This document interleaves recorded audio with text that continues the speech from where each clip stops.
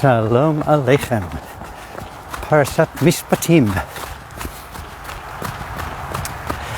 The Kosher Contradiction. When two rights make a wrong. How is it that two rights can make a wrong? Some things in life just aren't meant to mix. Milk, kosher milk from a kosher animal is kosher. Meat from a kosher animal, slaughtered correctly, is kosher. But you're not allowed to mix milk and meat. It's one of the laws in this week's Torah portion. It's not only forbidden, but surprisingly, it's more forbidden than pork.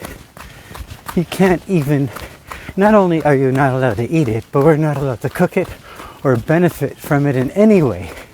We're not even allowed to give it to our dogs. Why is the combination of milk and meat so severe that it cannot be benefited from or mixed in any way? So in the Torah, there's many layers of understanding, some basic, some simple, some deeper and even deeper and mystical. At its most basic level, the laws of kosher are a divine decree. God said, don't do it.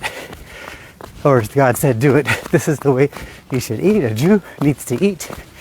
And it is beyond human logic. It's not something that lies in the dimension of our understanding. Some people think erroneously that the kosher laws are connected to health food. It's healthier to eat kosher. But let's be honest, there's plenty of kosher junk food.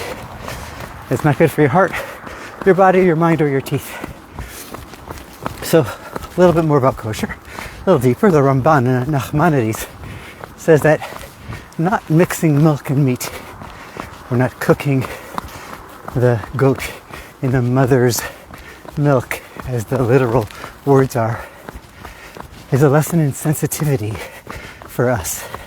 How could one cook the goat, a baby, in the very substance that was meant to nurture it? But today we'll talk a little bit about something deeper.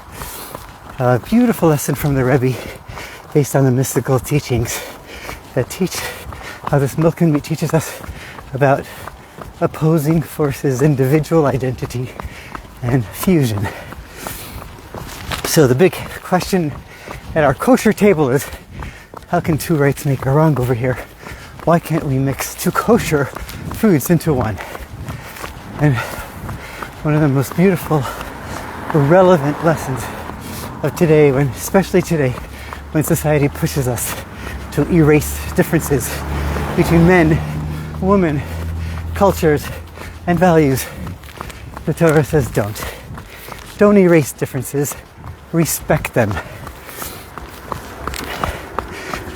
When milk and meat, I'm running in a new area, trying to minimize the car talk over here, but we'll see how that goes. When milk and meat are mixed, they're not enhancing each other. They cancel each other out.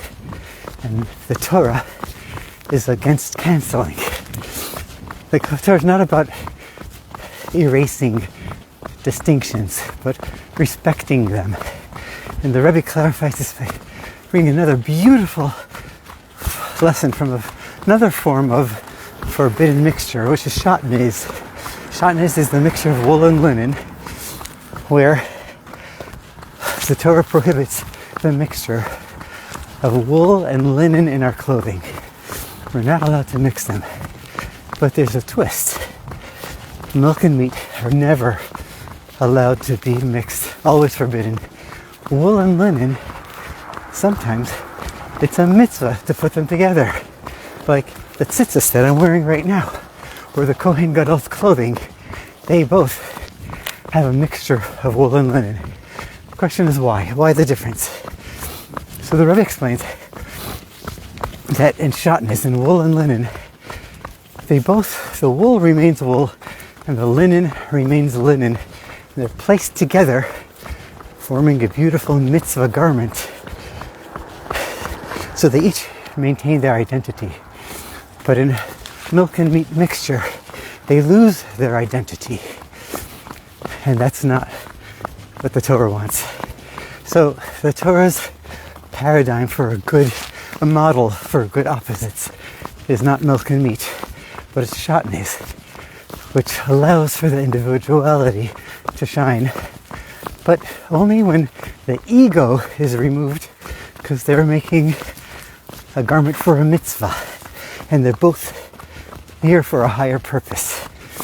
So that's how the difference between shatnez and milk and meat. So people bring this to a relationship matters. People often fall in love because of people's differences, because they're just different. Somebody's structured, another one is free thinking, free spirited, one is practical, the other one is dreamy. A reserved person might be drawn to an outgoing partner, more refreshed, more energy. Psychologists call this the fatal attraction effect. Sometimes what initially attracts us to someone is the source of our frustrations later on. The qualities that excite me now annoy me later, until or unless we learn to appreciate and integrate them in our life. So Dr. John Gottman, who's a leading expert in marriage, explains that if these differences aren't managed well, they turn into conflict. A detailed spouse, oriented spouse, might admire the carefree nature at first, but later resent the lack of planning. Just ask my wife. Someone who loves deeper conversation may enjoy a lighthearted partner until they don't. So what's the solution? To erase the differences, to fuse them into sameness? That doesn't work. To force the other to become like me? That's also a dead end. The difference is to balance. To learn about the differences and to learn from and with them instead of against them. If we integrate our differences rather than deny them, we build strong relationships. And then each person maintains their individuality while working together for a common goal. And I'm here causing traffic. And this is what the Torah teaches us with the milk and meat versus the wool and the linen. Milk and meat cancel each other out, and they both lose their identity. That's a bad model. It's the wrong model. The wool and linen model, the shatnez, they remain distinct, yet work together in a mitzvah. It's harmony without erasing each other. That's the Torah's approach to relationships. That which annoys us might be exactly what we need to grow. Classic joke about this couple that's not doing well in the family life, and the rabbi advises the guy, just go do a 3-mile walk every day for a month. And he goes 30 days later. The rabbi calls the guy, says, "What's going on?" He says, "Everything's great. I'm already 90 miles away." It's a joke, of course, but running away from the differences isn't the answer. Learning how to harmonize them without losing our individuality is. So today we live in a world that tries to erase distinctions, but the Torah says keep them. Differences aren't the problem. We don't cancel them out, and we don't always have to fuse into oneness. We maintain individuality, working together for something greater. Everyone is different. No one's like me, thank God. No one's like you.